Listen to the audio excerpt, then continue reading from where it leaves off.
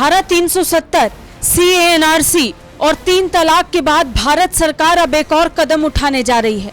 भारत सरकार अब समान नागरिक संहिता यानी यूनिफॉर्म सिविल कोड लाने की तैयारी में लग गई है। इसके लिए 22वें विधि आयोग यानी लॉ कमीशन ने समान नागरिक संहिता पर आम जनता से विचार विमर्श की प्रक्रिया शुरू कर दी है। आयोग द्वारा जनता, सार्वजनिक संस्थान और धार्मिक संस्थानों और संगठनों के प्रतिनिधियों से 1 महीने में इस मुद्दे पर राय मांगी है। इससे पहले पिछले विधि आयोग ने 2016 में इस मुद्दे पर गहन विचार विमर्श की प्रक्रिया को शुरू किया था। 21वें विधि आयोग ने 2018 मार्च में जनता के साथ विमर्श के बाद अपनी रिपोर्ट में कहा था कि फिलहाल समान नागरिक संहिता यानी कॉमन सिविल कोड की जरूरत देश को नहीं है, लेकिन पारिवारिक कानून यानी फैमिली लॉ में सुधार की बात जरूर की गई थी। 22वें विधि आयोग को हाल ही में 3 साल का विस्तार मिला।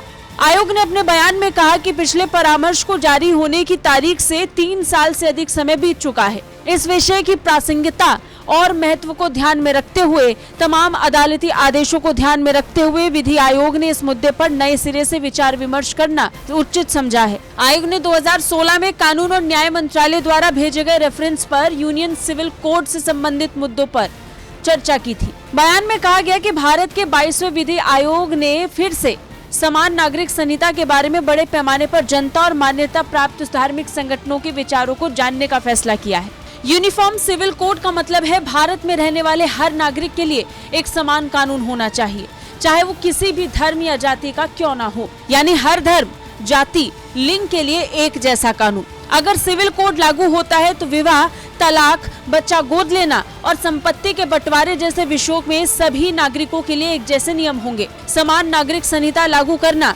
भाजपा के चुनावी घोषणा पत्र का एक हिस्सा रहा है। भारतीय जनता पार्टी ने हाल ही में कर्नाटक विधानसभा चुनाव से पहले समान नागरिक संहिता का वादा किया था।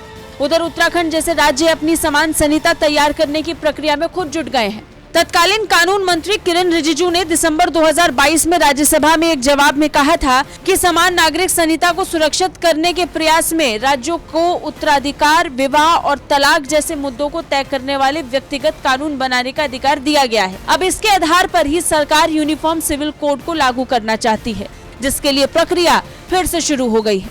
ब्यूरो रिपोर्ट, भारत तक।